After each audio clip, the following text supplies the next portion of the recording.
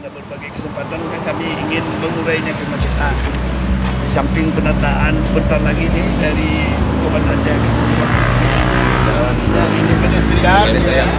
Kemudian untuk jangka panjang ini kan harus ada, karena ini sering katanya kredit untuk kawasan perkantoran dan kawasan umum juga ya.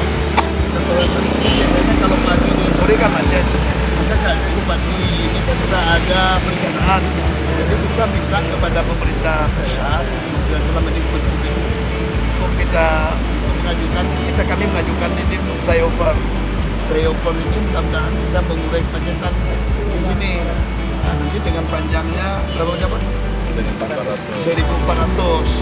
Dan kalau dikurang-kurang lagi kita berapa? 400 untuk konstruksi flyover di tempat itu.